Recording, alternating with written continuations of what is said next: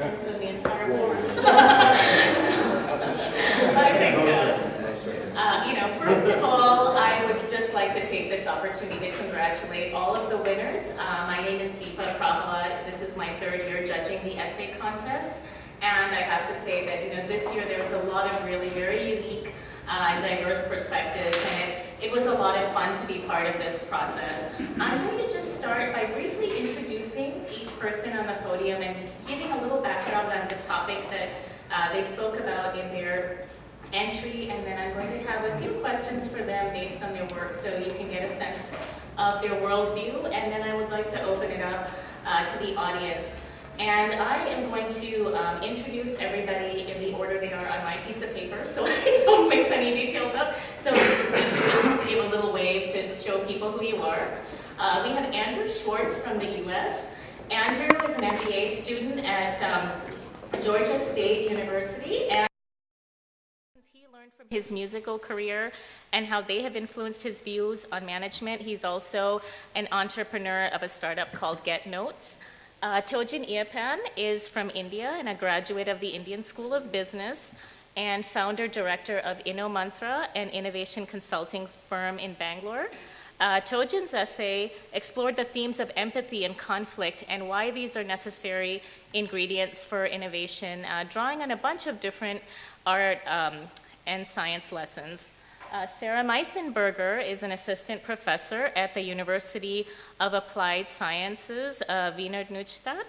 Sarah reflected on how the art of photography can help us understand and see the opportunities around us. And I know when I call on Sarah, she will pronounce that in German correctly. I tried my best. Jessica DeBella is from the Mannheim Center for Entrepreneurship and Innovation, the University of Mannheim. Her essay addressed the theme of artistic freedom and its impact on innovation, and also discussed the applications of the Scholl model in organizations. In the video category, we have Philip Nolting from Canada. Philip is the winner of the first ever Drucker Challenge video contest, and he is the founder of Qualify, an engagement platform. We also have from the video contest Ugo Wakoro. Ugo recently graduated with an MSc in business management from the Nottingham Business School. His video talks about the rise of collaborative consumption and its implications for business and society. So I would like to soon start the discussion, and I just said, I've heard a lot of this generations about your amazing facility with Twitter. No tweeting during the session. And with that, let me just start with a very simple question for all of you. I think all of you had very different issues that you addressed and came at it from a different perspective, and but all of you still found some resonance with the ideas of Peter Drucker. And I just want each of you to briefly explain, what is it about his work that resonated with you? What motivated you to enter this contest, over and above all the other things you have going on, some of your students, some of your entrepreneurs? What is it about his work that, that touched a nerve? We could start with you, Philip.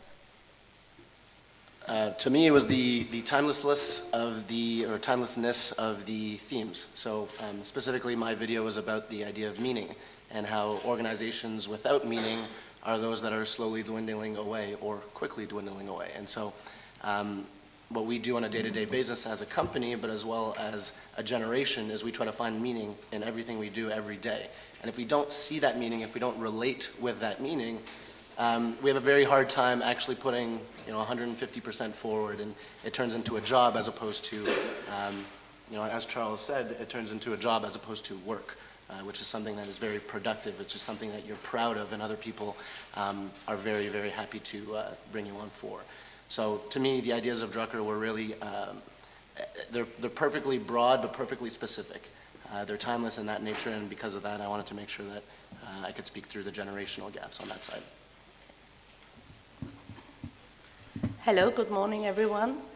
Thank you that I'm able to be here, and the award means a lot to me because I'm working in academia for a long time, meanwhile, yeah. And one of the aspects which inspires me most when reading Peter Drucker's works is his immense ability to simplify complex phenomena. And when you work yourself in academia or when you read academic journals, then I think you know what I mean. Yeah? That it's sometimes very relieving that you read works or writings like Peter Drucker's ones. But this is not the only aspect which inspires me. The second one is that he stresses the influence or the relationship between management and society. It's, management, he says, is the primary and crucial factor to improve a society's wealth. And I think everyone who is working in academia is driven by the idea that we somehow can contribute in a way to better the society by the means of our works. And this is why I'm dealing with the works of Peter Drucker, because he gives answers to the basic question in management: does it work? And this is what we basically definitely need. Yeah. Great. So my essay was really about music, but what I've found inspiring from Peter Drucker is his free-thinking determination. To me, it's more of the humanistic side of everything. We're all able to think freely. We're all able to do that, and we lose the determination. We lose our belief in ourselves to keep that going as we get older. And by older I mean 12. It's all gone usually by then, and it's been refreshing to read his works and to really just see that it's not only possible, plausible, but it's a very good idea to keep that belief going. And it's great to have kind of a role model in that sense, to not doubt yourself, because usually we all have great ideas, so you should never doubt yourself. Yes, for me it was like before last year, I wasn't really aware of Peter Drucker's theories, although I studied business at a very university. I got really inspired by more or less two themes. So first of all, the need to act entrepreneurially in a company, in a large-scale organization. So this was something which is absolutely up to date. So when I read the book of innovation and entrepreneurship, it's like it could have been written yesterday. So it's really up to date. And the second point I really like is he says, to overcome mediocrity, you have to experiment. You have to fail. So you have to fail. And that's what I really like. I think I'd like to continue from what Sarah said about simplicity, and we saw how there's over-jargonization right today in management. Which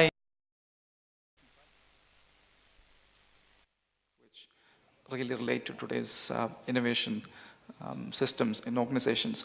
And when I look at Peter Drucker, I think who he reminds me of is probably the greatest mathematician, Leonard Euler, some of you at least would know. It said that every mathematical formula was named after the second person who discovered it, after Euler. It was extremely prolific. And the thing about Euler was he was able to explain very, very complex concepts in a very simple fashion. In fact, he wrote one of his books with the intention of teaching us sailor boy mathematics. So for me, that's what Drucker is all about. He addresses and deals with very complex issues, but he speaks to all of us in a very simple and clear language. And that's the attraction of Drucker. I think Drucker is going to be around long after so many of the other management thinkers have been forgotten. And I think that's, to me, the biggest message. Hello, everyone. For me, it was mainly about innovation, because I desire to be an entrepreneur sometime in the future, and I want to do this by finding innovative solutions to problems that we have today. And what excited me about Drucker was the fact that he really pushed this idea of encouraging entrepreneurs to innovate. He encouraged entrepreneurs to view change in society as normal and embrace it. He said he encouraged entrepreneurs to seek trends to look for little changes in the way people behave or the way society is developing, and capitalize and monetize these changes, find ways to embrace them and make money from them. And all those ideas that he talked about with innovation are still very relevant till today. And that push for innovation is just really what excited me about Peter Drucker's work. Okay, thank you, everyone. I'm going to ask an individual question so that the audience may get a flavor of all of the different perspectives that these winners brought. Let me start with you, Andrew. I think your essay, when you discussed your learning of music, really went almost the furthest of anyone else's and really almost refusing to accept a distinction between art and science, basically saying that you have to master mechanical, scientific aspects to play an instrument, but that alone will not make music. And you really seem to address this issue of fear in innovation by talking about straddling the boundaries between theory and practice. And I think one sentence that really struck all of us, I'm paraphrasing here, is that a musician will die knowing that he's never performed a perfect concert, but he can still find joy in the process. And I thought that was something that was so relevant to our innovative culture today. So if you could share some of the lessons from your musical career and how that has flavored your view about management. Yeah, I'd love to. It's hard to pick just one. Music used to be my life, so basically everything I've learned when I was a musician was with the background of music. But I guess if I could just pick one thing, it's that you're never done. There's no end point. There is no perfect performance. It's not that you can't play the best thing ever. It's that you're not done yet. And really, there's always more to learn that's going to make you better. There's always something else that you can relate to what you're doing. And there's really no end. Honestly, that's it. There's no end to what you're doing. You could always do better. You could always do more. And if you're not having fun doing it, then you're probably doing the wrong thing. Because since there's no end, you can't really accomplish something and look back on it and say, yes, I did everything I needed to do. Because there's more. So, essentially, excuse me. Honestly, that's it. You just keep going. There's no end. You're never good enough. You could be great. You could be the best, but it's wait a few years. It'll be someone else. Yeah, I think that's really powerful. Sarah, let me go to you. You had a very interesting perspective about how photography is really a lens through which we can look at opportunities. And I think Peter Drucker was famous for saying that a lot of what entrepreneurs do is go out and see things that are visible but not seen. And I think a lot of people who are in the strategy or any type of business discipline in some way feel that their work is trying to shine a light on an important topic. But you explored how photography really does use understanding of light to bring attention and actually change our perception of reality. So if you could discuss a little bit about how that works. Yeah, I can. First of all, he's a musician. I have to confess, I'm not an artist. Yeah, I only try to write as much as I can. But the research project I carry out with my team called Business Meets Art is not yet finished. So at this stage, I can say that it seems that two aspects foster innovative or imaginative processes, and one is what Deepa mentioned, is the first criteria is visualization or imagination. And this is a key principle in photography, that a photographer, like we have him and him, sees a reality and then has to foresee in his mind what he makes out of this reality. This is called visualization. And by the, so to say, toolbox a photographer has, like angle adjustments or different lenses, etc., he then uses this toolbox to make the visualized reality the real reality. So when we apply this to management, what does it mean? It means that, first of all, within organizations, we also have a, so to say, toolbox for managers. It's like, for example, that routine activities should be documented and everyone should be, or the body of organizational knowledge should be available to all the employees.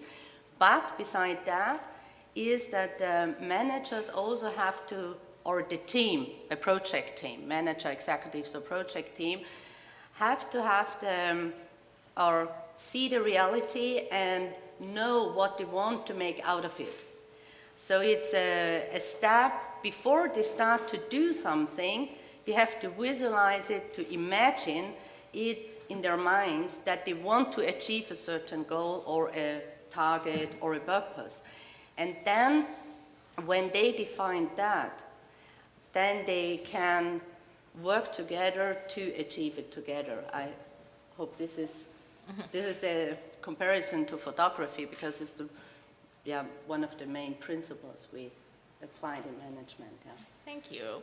Let me ask Ugo, I think there's a lot of concern everywhere about a lot of institutions failing, businesses failing, and yet you chose a theme that actually may give all of us some hope, this idea of collaborative consumption, people actually working together, finding their own solutions, and you talked about how this idea could be extended to solving other problems. Let us know what your thought process is on this important issue. Well, like I said, I'm very excited about the idea of using innovation to solve problems. And it's about looking into the future by creating the future by looking at trends that are happening now. And one of the most popular trends going on right now, starting right now, is collaborative consumption. People are moving away from this idea of ownership, of owning assets, or owning property. They're beginning to share a lot. For example, the company called Airbnb has become really popular. They were able to make about 10 million bookings using their service in 2012. And what they do is people who own houses put up adverts on their website, and that people can stay in their houses, in their extra rooms or extra spaces. And this is just they're sharing their spaces. They're using the excess capacity that they have within their assets to make money. And this idea of sharing has become much more popular. In London, about 4 million people have already used their bike sharing scheme. They have the Barclays company have bicycles all around London that people can share at any point in time. So you just take a bike, you can ride it around and put it at the nearest bike stop, and the next person can get it. And it's really helping people save a lot of money in this area of economic pressure. And the internet and communication is also driving this change in this movement. And the success of these companies I've just mentioned and these businesses shows that this opportunity is really alive. People can find ways to monetize it. People can build platforms to help people collaborate more, to help people share more, and they can make money off these platforms. Businesses can adopt these principles as well to use their excess capacity in their companies. Consultants can learn these methods and teach them to businesses and make money that way. And so this is a growing trend that people can just keep monetizing in different, very new business models, and it will disrupt the previous way of doing business. Thank you. Let me ask you, Jessica, your essay, you really talked about the role of individual freedom and creating new toolkits to help people innovate within organizations. So I know you also are involved in teaching entrepreneurship and innovation. So let me ask you for your views on what the role of individual freedom is, and how can companies in a realistic fashion offer that to employees and engage them while also maintaining a set of rules that allows business to flow freely? Yes, I think when we ask entrepreneurial behavior within companies, we have to give and provide freedom to the individuals to really act entrepreneurially. So if you are stuck in processes and structures, you maybe don't have the time and the space to really act in a creative way to develop innovations. So my idea was going away from this traditional model of organizations with its hierarchies and structures and moving into the direction of a Shoal model of entrepreneurs, so of entrepreneurs or entrepreneurial subsystems, because we all know that not every individual is an entrepreneur. But we have entrepreneurs in these organizations, and they are all aiming in the same direction. So they have a common goal. So I come here to the idea of management by objectives by Peter Drucker, and also to the idea of self-control. So in the Shoal model of entrepreneurship, the idea of self-reflection and of having a realistic self-perception is really important. So to your question regarding what can companies do to enable such work or to go for such an idea of the Shoal model, to my mind we have 4 key points which we should look at. First is what Tim Brown yesterday called culture is code. So the company culture, we have to establish entrepreneurial values within a company. For example, for me, an entrepreneurial value is enthusiasm, but on the other hand, also coordination. We have a second pair. This is fun. You have to have fun to be creative. It is fun, but also you have to be hardworking. For my article, I talked to Gabriela von Habsburg. She's the niece of the last Austrian emperor, and she's a sculptor. And she said that, I think 20% is inspiration, 80% is work. And during the work, she got the improvement of her ideas, and she gets new ideas. So you have to be hardworking in order to really be creative and entrepreneurial, both. So the third pair is providing freedom, but also to have kind of a social cohesion in your, like a family in the team and in the organization that you belong together. And the fourth point is flexibility and responsiveness. You have to be flexible, but you have to have a very effective communication in such a more liberal organization. There are 3 other points apart from culture. One is work environment. So we talked about this. So you talked about this, you have to have tools to get into this imagination point, and this can be you train people for design thinking methods, not only for business planning, but we need a combination of both. So we need people who can do proper business planning, but also have in mind that innovations come from human-centered approaches, that you go to the market and talk to the people and develop innovations out of the market. But this cannot be if you are stuck in the office. So you have to go out, you have to talk to the people. How could you do such a human-centered innovation? I don't have very much more time, but just 2 points to mention. One central point is HR recruitment. So you have to have a strategy of how to recruit such entrepreneurs. And fourth point, the personal training. You have to try to develop people, not okay, now he's like that, maybe he's not entrepreneurial, okay, that's a pity, but try to enhance self-efficacy and the knowledge of creative methods. Thank you, Jessica. Tojin, I think your essay was interesting for a different set of reasons. I think you really talked about the tension about empathy as a necessary ingredient for innovation, but also conflict. And how do you reconcile both of those? And I think your conclusion, you looked at a bunch of different types of artwork and scientific principles, and I think your high-level conclusion was that artists use conflict to really come up with new ideas, whereas scientists have to use this to come up with new solutions. And I think, why don't you let us in on a little bit of your views about how these 2 really important ideas that seem contradictory are actually both necessary for successful innovation. Right. So, in a sense, almost ironically, one implies the other, because unless you really empathize, you really will not be able to conflict with, what's going on in existing businesses. So, just to talk about 2 essential points, I think, which is very important. As far as empathy is concerned, I think almost everybody knows empathy is important in an organization. And I don't think anybody denies that. Almost everybody does some form of lip service to that. But what I tried to stress was how difficult empathy is. So it's not something that you say, I'm going to be empathetic tonight, and it happens. It requires a lot of hard work. And for me, the parallel, I'm an amateur, linguist, and I have a lot of interest in learning languages. And I've often felt that developing empathy is something like learning a new language.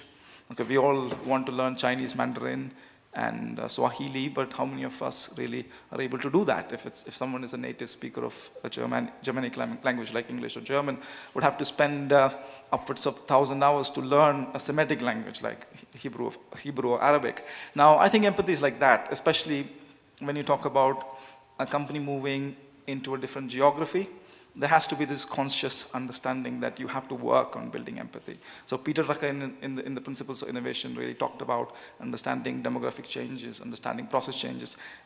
In my definition, this is really developing a high level of empathy towards the process as well as towards individuals. Now, as far as confrontation is concerned, for me, from what I understand, great ideas come from not confrontation, but when you resolve confrontation. And if organizations, instead of saying confrontation is not something that we want, instead of that, if they saw it as, right now we have a confrontation, let's use that as an opportunity, if we can resolve that, we have a brilliant idea. I've heard David Kelly of IDEO once said that we don't want people who say yes to the bosses. We want people who can conflict with the ideas of people higher up in the organization. I think for organizations, the biggest challenge I see is being able to promote actively an environment where people can actually conflict and confront. And I think it's a major challenge. Philip, I think you did actually quite rightly go back to this very essential, Drucker question: what is your purpose? What is your meaning? And if you look at any survey today, I think they've said now, Deloitte had a survey that said 90% of millennials believe that business has a purpose beyond profit. So maybe you can answer, as an entrepreneur, how did you really settle on the idea of what role and what was going to give you meaning? And what do you think organizations should go through to resolve that really important question?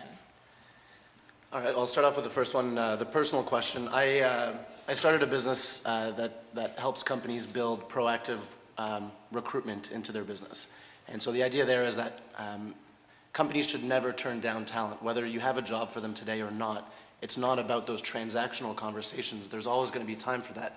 The idea is that people are willing and wanting to share with you, whatever it might be. And the fact that people or companies are turning that opportunity to learn away is almost sickening, in my opinion. And so the video really aimed to help not only our clients, but also, obviously it was built or created for the Drucker Challenge, knowing that this is a very highly intellectual crowd that really manages their companies in a proactive and very innovative way. And so the idea is to almost have a constantly, an open door policy, and ideas like culture, ideas like ambition, the collective meaning of a company is always a moving target. And it is not something, as Don Tapscott said, even yesterday, it is not something that comes from management. A company is not a mission statement.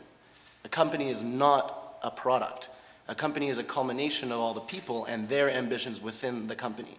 So you can have a lot of people within a company, if they're not aligned, if they're not ambitious, if they're not driven to build meaning every day and to build on the meaning of yesterday, today, that company will not grow. It's that simple. No matter how good the product is, no matter how good the vision is, and no matter how many consultants you use for your mission statement, it will not help. The idea is that it has to come from the bottom. We see a structure slowly shifting, and I wish it would happen faster, but the traditional business really sees the top-level management as the strategic side of the business. And they see employees as the tactical or the enablers within the organization to make those strategies come to fruition. And we're shifting towards a model which is completely the opposite, where upper management should be the enablers, and the strategy and all of the meaning really should come from everyone that lives it and breathes it every day. And as long as the open conversation is there and people feel confident and and safe enough. Safe is actually a very important one within companies. Looking at things like Maslow's hierarchy of needs, the idea of safety, one's safety within a job, within a family, within this economy where you do need money to survive, it's very, very important, and so you cannot create an environment which punishes new innovative thoughts as much as they might be different than what the company encompasses today. And so both personally as well as through the video, and as well as with my company, we try every single day with our clients to let them see that a mission statement or a culture or what a company, the meaning of a company is not something you can figure out in a boardroom. It's something that you live and breathe every day. And as long as you're listening and building real relationships through real conversations with your current employees as well as your prospective employees, that is the only way you can actually determine what your employer brand really is and what your meaning is as a company. I would tend to agree with that. And one thing that has really come up in the context of this conference that I would like all of you to respond to is, over the past few days, we've seen, in a way, a lot of discussion about the quest for meaning and a lot of the shortcomings of business school education. What are the gaps in what we're teaching versus the skills that are needed in the real world? And I think we've heard a lot of very prominent academics kind of flogging themselves with the understanding that, there are gaps in what we're offering. At the same time, I do see that this panel is either engaged or has completed a graduate level education in most cases, or in the process, and really still find some value in that process. So my question to you now is, some of your entrepreneurs as well. So my question to you is, as you are going forward in whatever you want to pursue, if you had to design a course, what would it look like? Because I don't see everyone here crying for a course in complexity science. What would that course look like? What are the gaps you feel you have that you tried to address through this pursuit of education? I can answer that really quickly. Just I have a personal story on this one. The only school I applied, I'm Canadian, very proud, looked at traveling quite a bit, Swiss Canadian, so probably the most friendly, passive person you'll meet around here. But when it comes down to choosing my educational career, it was very, very important that it wasn't, those cheap transactional things. It's not about that diploma you get at the end. If so, that's the most expensive piece of paper you'll ever buy. And so I chose a school called Babson College in Boston. Mm-hmm. And to me, that was the only reason I chose that school is because of that first-year program. It's a program where you don't have an accounting class and a sales class and a finance class, and you don't go around it that way. In first year, you have to start a business, and they make you start a business. And what they do is on a bi-weekly basis, they bring in experts that are top of field in whatever you might be dealing with your business at that point in time. And so throughout the life of throughout the year, you actually go through the entire life cycle of a business, from inception, pitching an idea, raising money, you actually raise money. The professors give, up to $5,000, $10,000. You have to build the business, get your suppliers, build the relationships, get sales.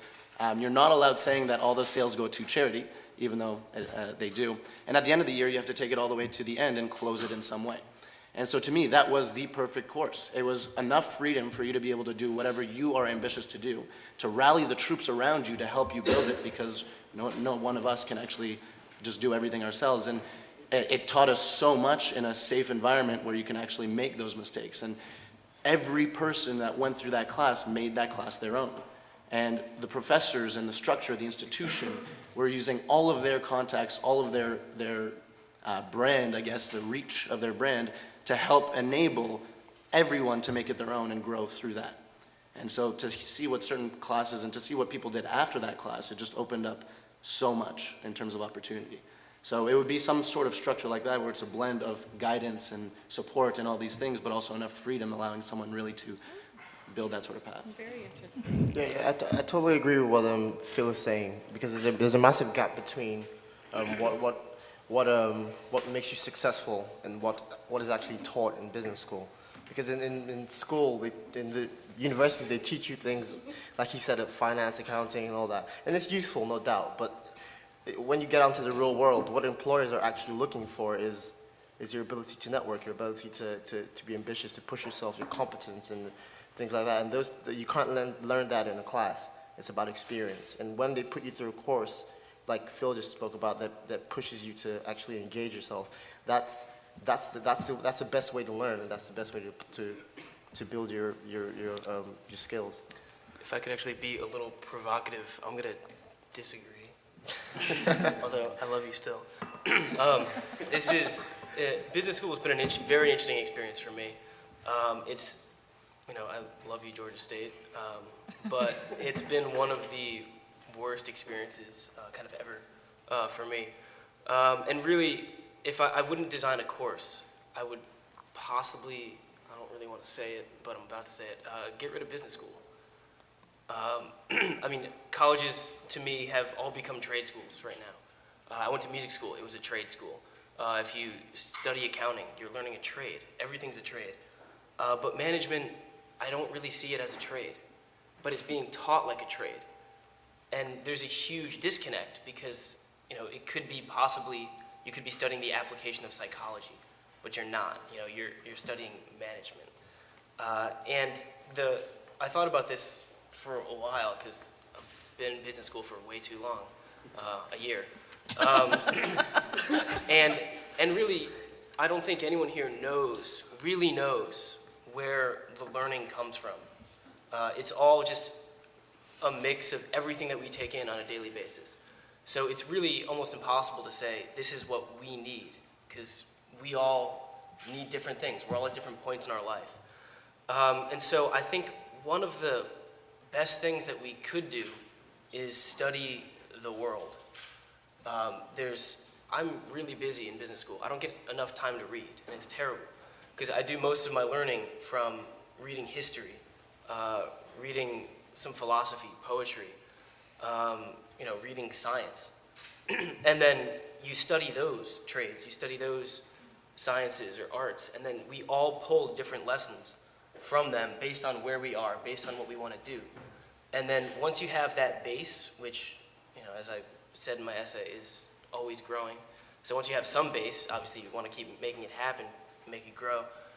Then you can look around you, find what you're passionate about, and start applying those lessons to it. And it's all, read history. Everything's been done before, many times, by different people in different cultures.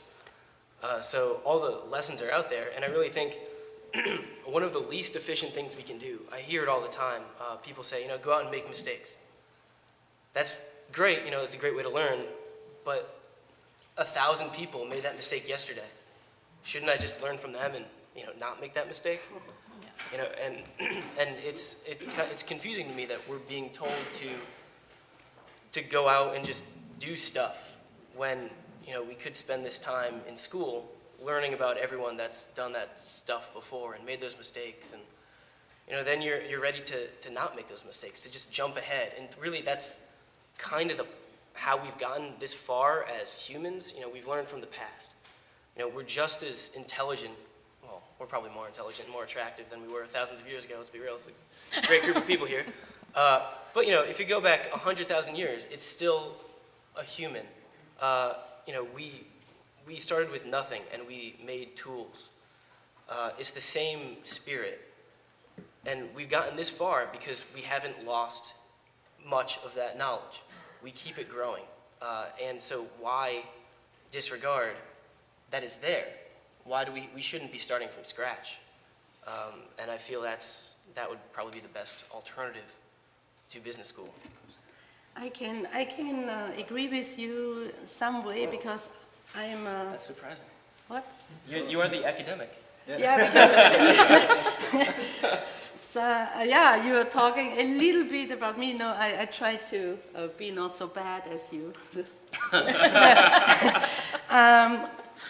Yeah, I'm teaching myself, so it's quite a difficult question. But one person comes in my mind, which I would invite to teach lessons to my students. And it is, I got the chance to meet this person for my research project, Business Meets Art. And it's an artist, I hope you know him, it's one of the most famous artists, born in Austria, we're very proud of him, he's worldwide known. It's Gottfried Helnwein, and he's also a photographer, so he qualified for the project. And in this 1 hour we had an interview, and in this 1 hour interview, I learned from him what it means or how a creative or imaginative process starts. And one thing he said, or I learned out of this interview, was that you have to be somehow out of the common body of knowledge, how to say, of the society, out of the common thinkingness of society, somehow be one step in front of what society knows already. And this is for sure everyone, also you, I mean everyone tries to do in order to become innovative in some sort. And I would invite him to inspire my students because, or not only him, but such persons who can inspire that way, that you really break fixated ideas or common ideas so that we really get new ideas or new knowledge out of it. Yeah. Maybe I can reply to you also. So I think it makes sense to have entrepreneurs or other people who can inspire the students within the lectures and to have these practical examples. But I think we should go really one step beyond that. So what we are doing, like Deepa already mentioned that I'm in charge of the entrepreneurship team at the Mannheim University. What we are doing, we have a course which is called Creativity and Entrepreneurship in Practice. And in this course, we are combining theoretical and practical learning within real projects. So the students are conducting in teams of 6 people entrepreneurial projects within one semester, and they are pitching them on the 2nd of December. So when you're in Mannheim, just have a look, in front of investors. So we have a jury of 6 very skilled people and very experienced people, and they will pitch their ideas.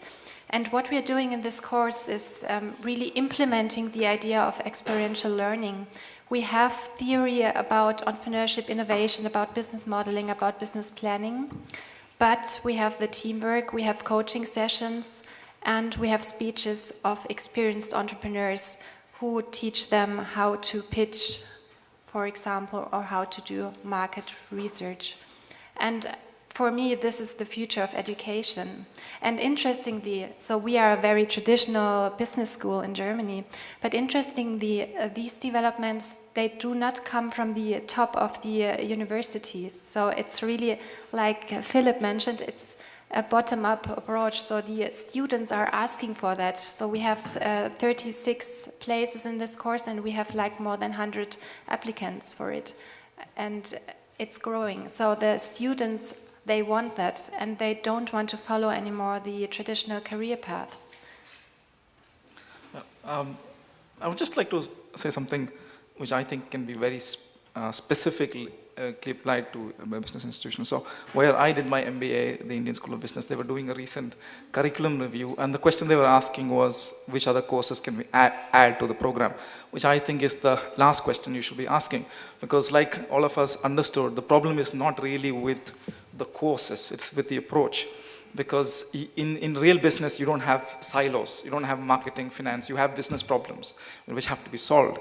Now, once you've done your PhD and you're a professor at the university, you know more and more about less and less, and you're not so much concerned about what, if you're a marketing professor, what the finance professor is thinking.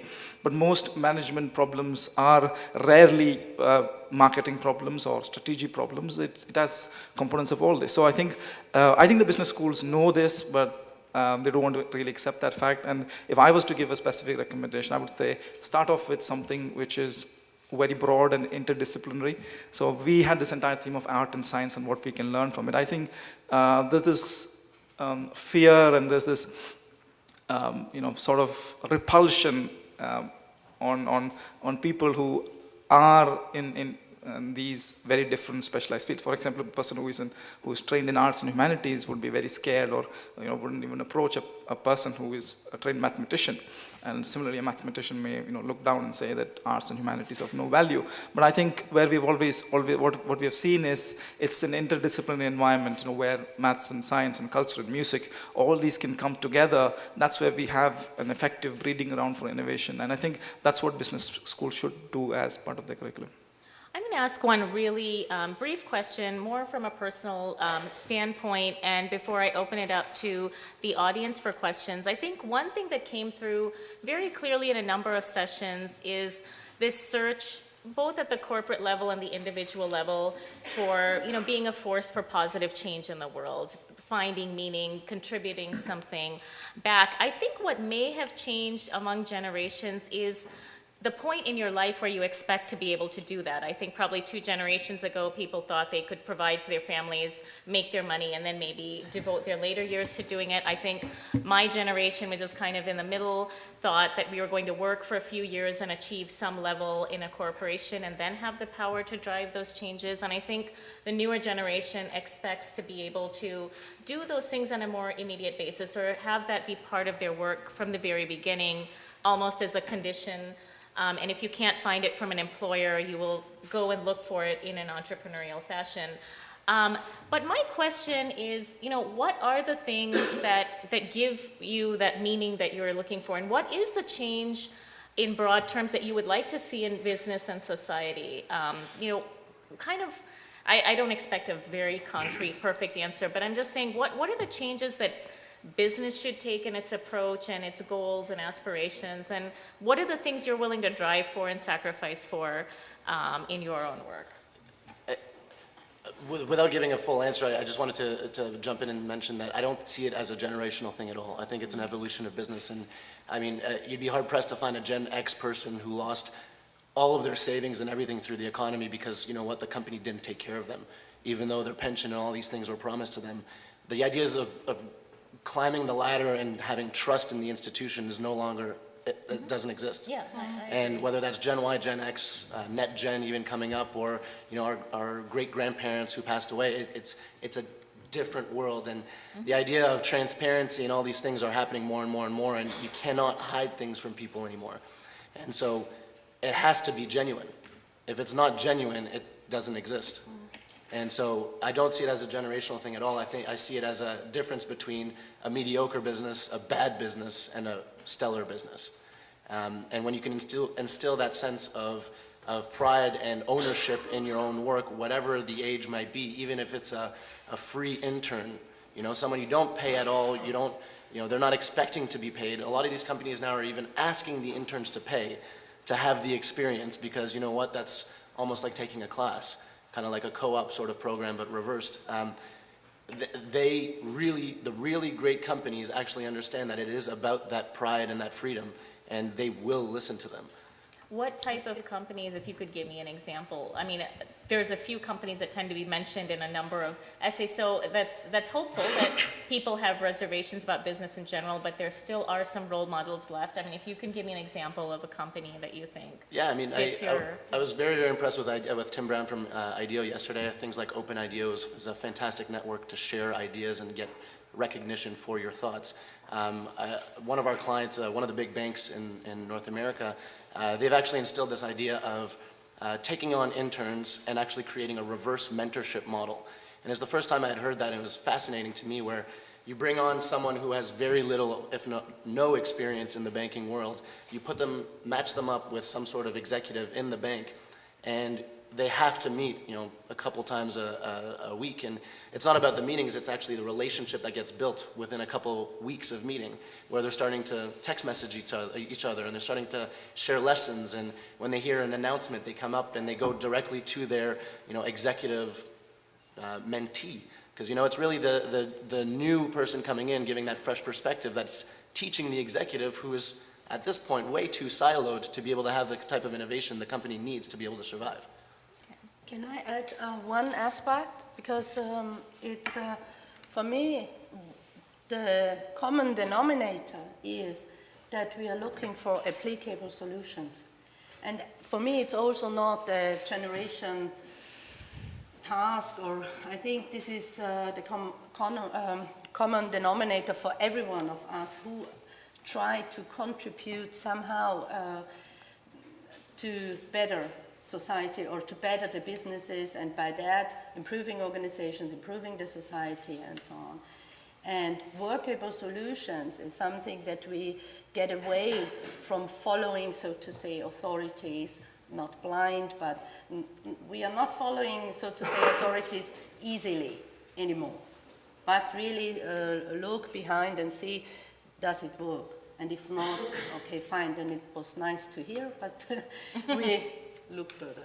Yeah. No, just to be clear, I was only saying that I think there's a little bit of a generational difference in terms of when you expect to have the influence to do it. I don't think that that desire to make a positive change is unique to any particular generation. I think one criteria is, does it work for our generation? That we evaluate it for ourselves and try to see or observe if it really makes sense or if we can do something out of it. Yeah. I think generally there's a huge pressure of expectation on our generation. I mean, it's not external, but really internal. When people look at Zuckerberg and all those multi-billionaires who made money at 24, we'll think, I'm 30, why haven't I made anything like that? And because of that, I think people take, people are more inclined to entrepreneurship and, they take stupid risks, which they shouldn't be doing.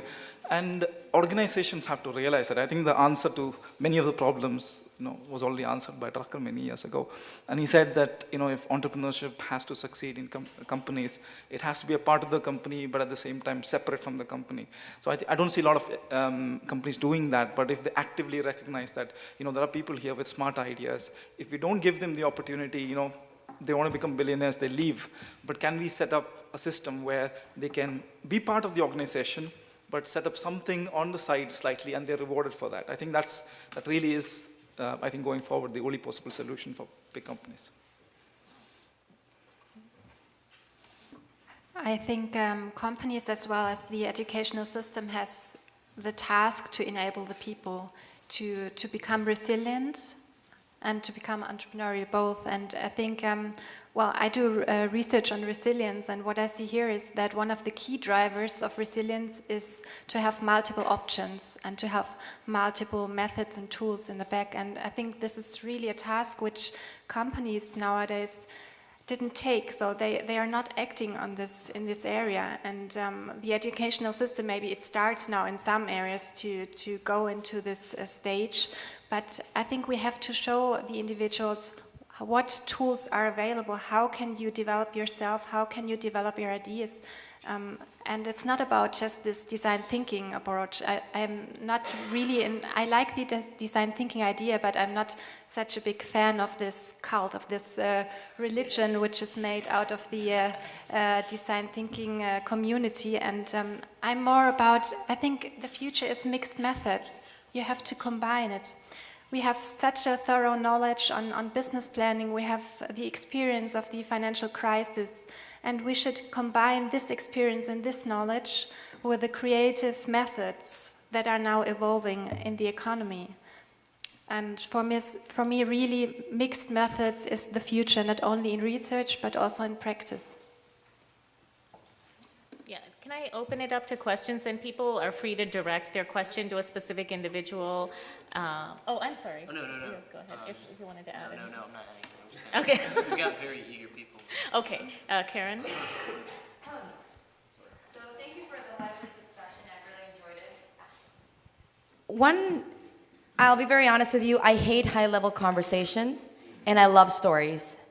So instead of talking about what Gen Y wants and the change of work and how we want to make an impact, I really just want to hear your personal stories about, for example, Phil, I know you started a company. So how does that reflect the values of you wanting to have an impact?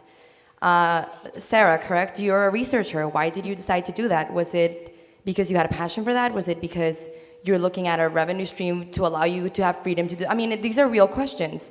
So I'd like to know, I know, Tojin, you started a company as well after working at Larsen & Toubro for like 4 years. So I actually just want to hear those stories. And Andrew, I know you work at startups while you like hate business school. So I want to learn about those stories to see what the audience here can derive from those choices and the values that are driving those choices. If you guys could just briefly share those stories, that'd be amazing. Yeah. Honestly, the reason I started the company was I didn't get a good enough job. after business school. Yeah, that's the primary motive. But I think there is this general sense of realization, I think it's there for me, that you have to be prepared to change at every point of time. So whether you're an organization or you're an entrepreneur. And I think for the previous generation, I don't know if it's the right term to use, is that for them, the fact that change is inevitable came slightly of a surprise. But we accept that, and we say that, we have to be ready for change. And that's one of the reasons why, people, want to get into something where they want to be tried and tested, so that if in the future, obviously you don't have the kind of jobs where there is stability and you're with a certain profile or job for 20, 30 years. So if you develop the ability to change and be dynamic, I think that's a great skill. And I think that's one motivation that I had, while starting a firm. Can I? Thank you for this question, and I tell you, I'm passionate to write. If I could write all the time, I would do it. But I'm driven by the idea that somehow with my writings, I can improve organizations. I love organizations. Next to my research and working at university, I have my own business consultancy, so I'm out there, yeah? And I like to work with executives improving their companies. I'm in small and medium-sized companies, yeah, because, yeah, in Austria, we have 80% small and medium-sized organizations, so it's very interesting. And I really love to work with executives and help them to improve their businesses. And with that experience, I'm lecturing to do my best, to train the students to be prepared for what they have to confront or what they see out there. Yeah. And this is, yeah, I'm a happy person that I really can do what I like in my job. So like it was said yesterday, I'm not working, I have a job, or it was the opposite, I don't know. The opposite, I'm working and not have a job, or I don't know. You Go know ahead. what I mean, yeah? Thank you about asking for our personal stories. Personally, I currently don't run any business. I don't own my own business, but I've always wanted to be an entrepreneur, and I've tried running my own business in the past. I realized I wanted to do this when I was in university, when I was doing an undergraduate course. While I was at university, all my friends would go to bars and pubs to try and get jobs to just get some extra pocket money while they're at university. But I would rather sit at home and sell things on eBay. I'd rather sell gigs on Fiverr or something, just to make sure all the money is coming to myself, and I was doing things for myself, and I never wanted to work for anybody else. And that's when I realized that I actually want to be an entrepreneur. And that's why this idea of innovation and pushing for change in the environment really drives me, because I want to see the next best thing I can capitalize on and make money from. While I was at university, I actually started a little business delivering alcoholic beverages to students at midnight, because... How is that innovative? well, what actually happened was I realized students drank a lot. Really? It's surprising to me, because where I'm from, that's not the way it usually is. And then all the shops shut at 11 o'clock in England. And I was thinking, well, students keep drinking way past 11, so why don't I be the one to bring the drinks to them at that point in time? And when I did that, and I made a bit of money doing it, and I realized, wow, I could actually do a business on my own. That is contradicting the idea of finding deep meaning, but okay. Yeah. We all have to get our feet wet somehow. He's helping others find deep meaning through that. You're right. Well, then at that point, I realized I had so many problems doing business. I faced so many problems about accounting, marketing. And then I realized, right, I need to go to business school. I need to learn. I need to start learning from this point to actually develop myself as an entrepreneur. So I applied for an MSc course in Nottingham Business School, and I got through it. And now I'm on the career path. I'm moving from organization to organization, working in jobs, trying to experience so many different industries to just find my own truth, my own path, and like you say, my own meaning, and to hopefully become an entrepreneur later in life. That's my story. Well, my story is not so much about drinking, but I think it really reflects the way I'm working now, because after university I went into practice. I did consulting for, well, mostly for HP. I did business development for the printer industry, and after 1.5 years I realized that does not really make me happy. So I think it's a problem many consultants have, and some of my colleagues from university now after 8 years, they are telling me that they are not really happy since 8 years, and I said, okay. I'm more lucky because I decided after 1.5 years to go into the startup area and trying to develop individuals and individual ideas with my ideas I have in mind, with the knowledge I have in mind, and with the energy I have.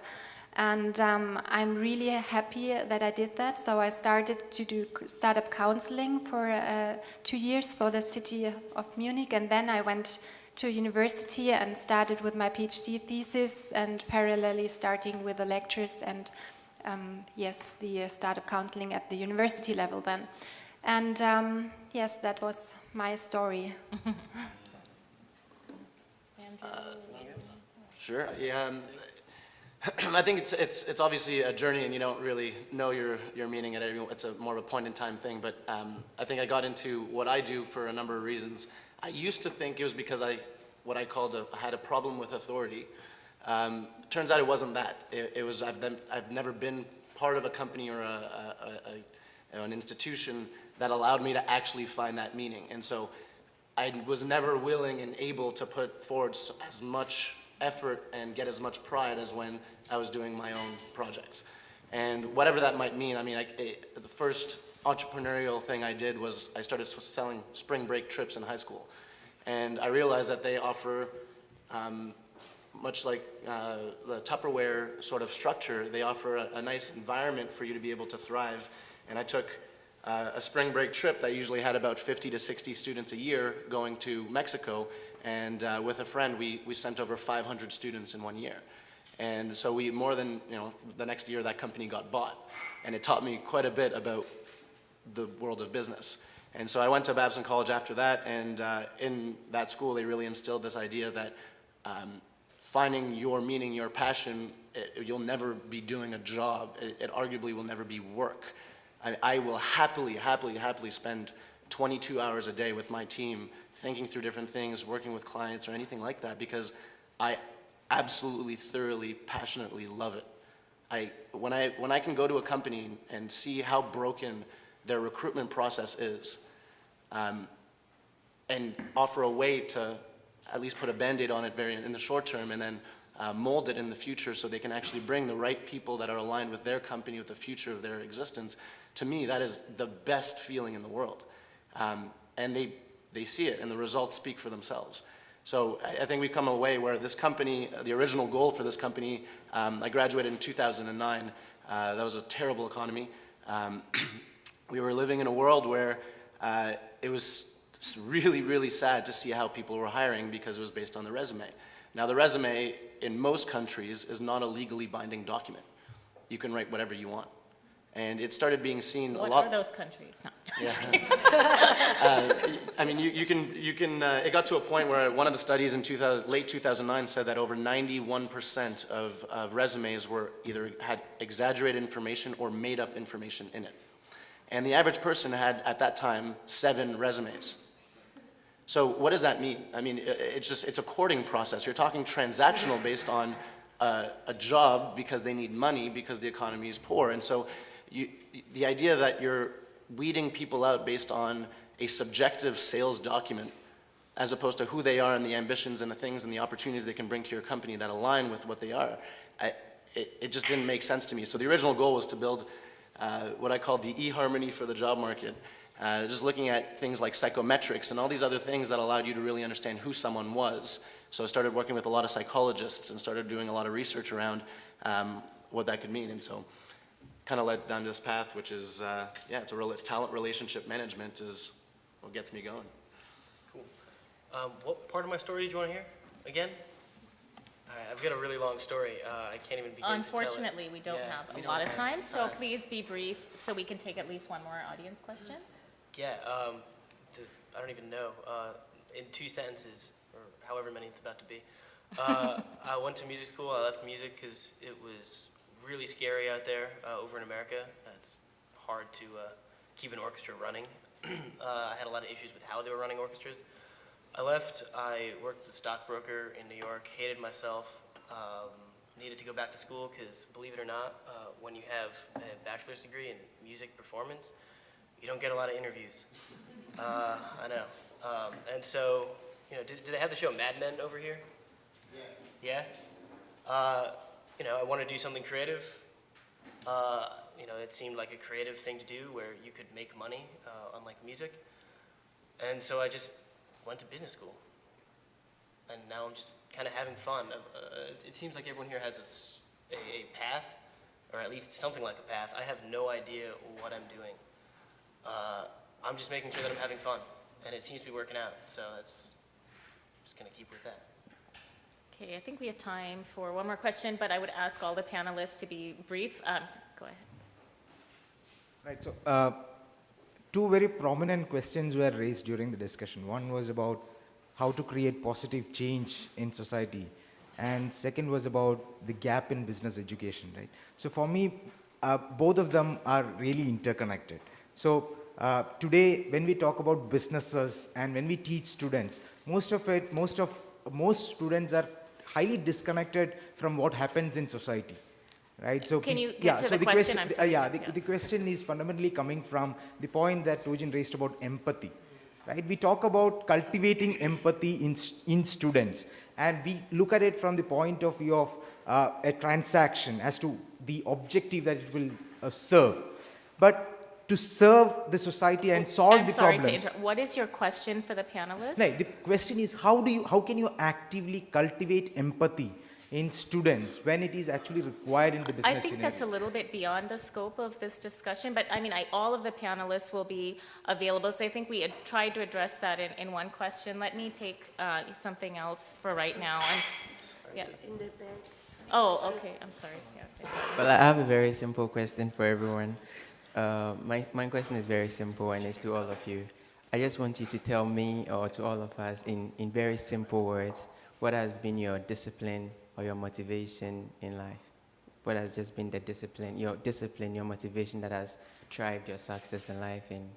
I think there's a little bit of overlap with the previous question of, the personal story, kind of what motivated. Okay, sorry, go ahead.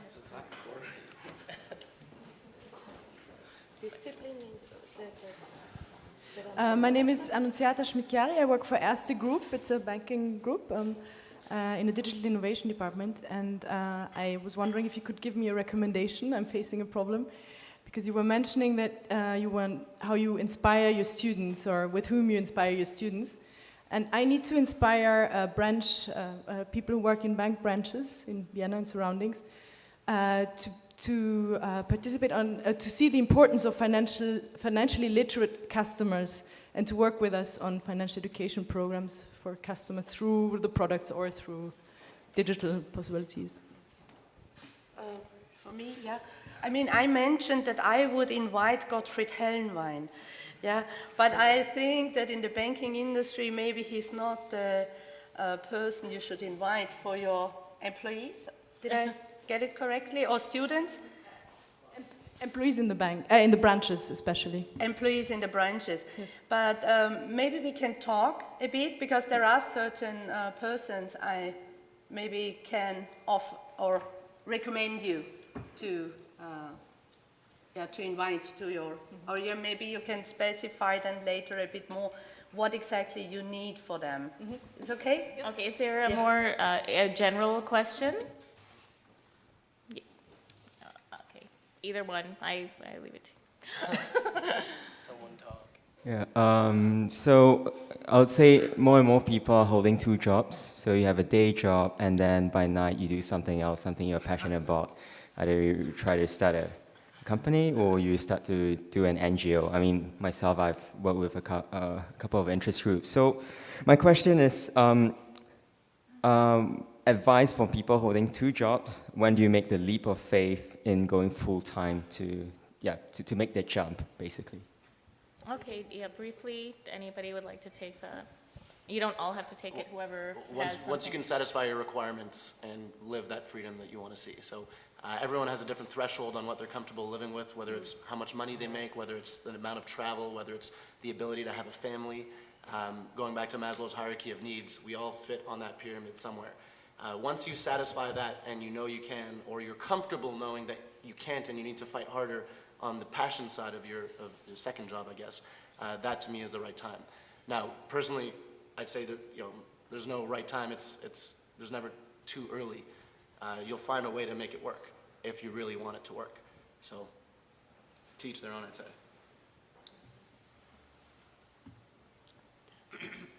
Anybody else want to? Okay, all right, yeah, please go. Just a suggestion for next year. I found the discussion of this forum very interesting and refreshing compared to what we were listening to the other forum.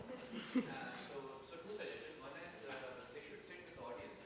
I wish we had a chance to mingle with Gen Y rather than have them relegated to the bathroom. I think that was just a limitation of the venue, but I agree with you, Seriously, thank you. absolutely. We'd love to be down on the floor too. Okay, anybody else have a quick wrap? Yeah, Peter, go ahead. I have an opinion which I'll disguise as a question and have a real question. You wouldn't be the first. Okay, the opinion, the disguised opinion is, I think students' lives are complicated enough. You don't need a complexity science on top of it. For your stage in your life, even if you're graduate students, just dealing and coping with everything you do should be enough. Is that right or is it wrong? Wrong. And my real question is, how do you deal with failure, and how do you suggest that if we sort of triangulate this with both complexity and entrepreneurship, how do you deal with failure?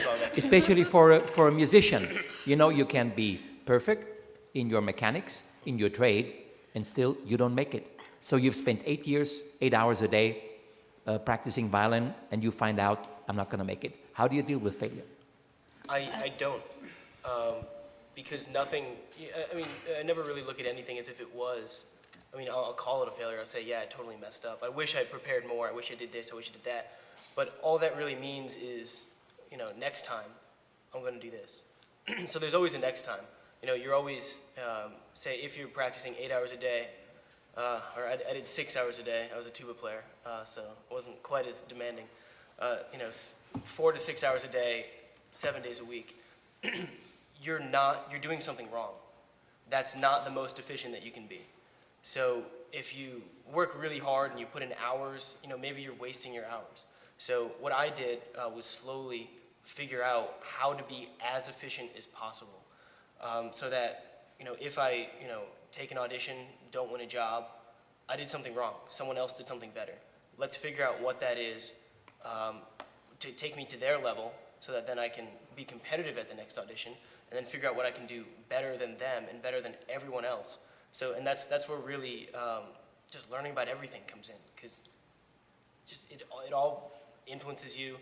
You learn from everything, and it's just you don't really fail.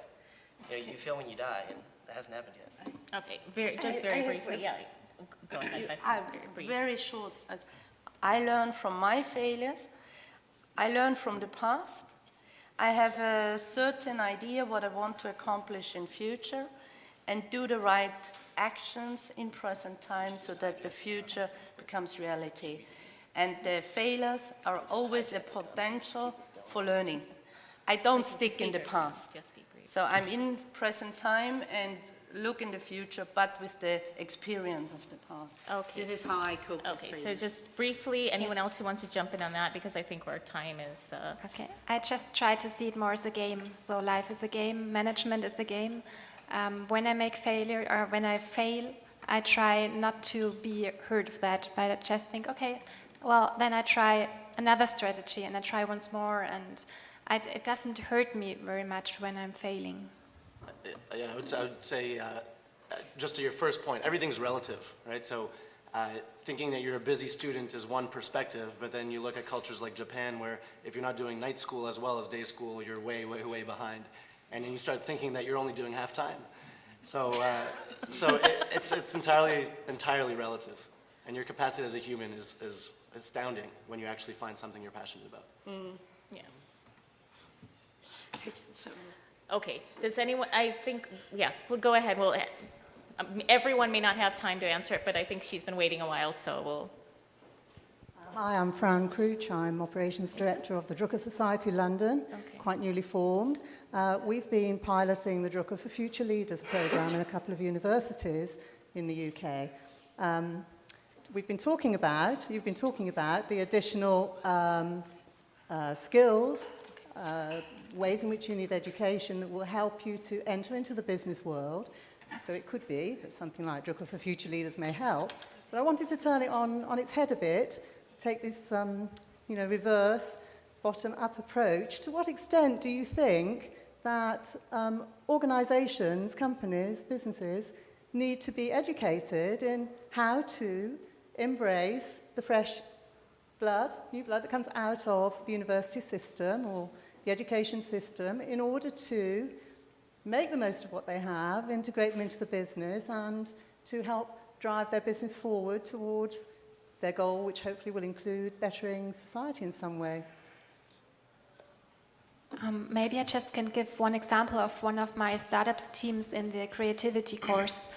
They are developing a consulting concept where students and seniors, like who are really out of work, are offering a combined consulting service and training service for companies, for small and medium-sized companies.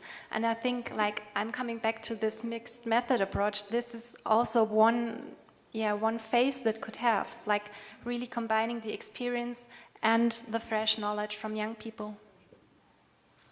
Can I? Yeah. Okay, sorry. Quickly. I'll be quick. I think implementation, I have no idea.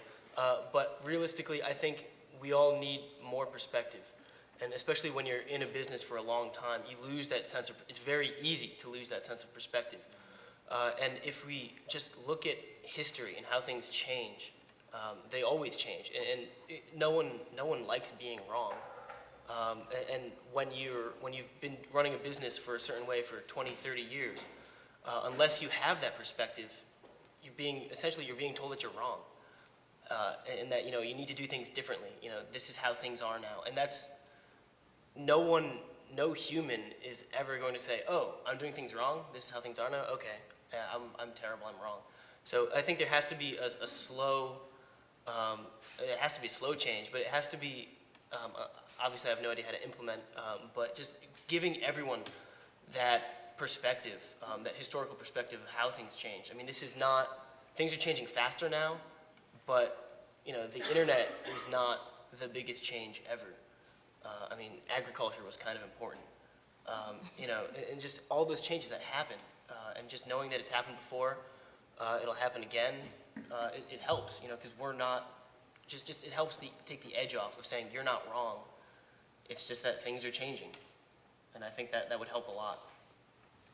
Okay, unfortunately, although there's a lot more that I know everyone has to say, we have to end our session. But I think I would summarize by saying that one thing that really came through to us as all the judges in here is that we see a real desire to contribute to society. A lot of the ideas that Peter Drucker put forth actually are still resonant among this generation. And I think that despite any of our reservations about the way business today is operated, nobody really has given up on its potential as a tool for change. And I definitely feel that's really encouraging. And I think a difference that is legitimate is this generation is not motivated purely by money. And I think the evidence of that was yesterday, a 24-year-old founder of a company called Snapchat just turned down a $3 billion offer from Facebook to acquire the company because there was more that he wanted to do. So time will tell whether that is idealism or he really wanted $4 billion. But I do think that there are things to learn from this generation, and I'm happy to see that everybody also feels that there's some enduring value in education. And I think that really validates, the old saying that the best teachers help you see where you need to look, but they don't tell you what you need to see. And I think that everybody has been able to take a fairly standard toolkit and go in very different directions and learn how to test ideas in their own ways and validate knowledge in their own ways, which I have to believe will only make society better over time. So I'd like to wish you all the very best in your future. Thank you for contributing to this discussion, and we are expecting great things from you in the future. Thank you.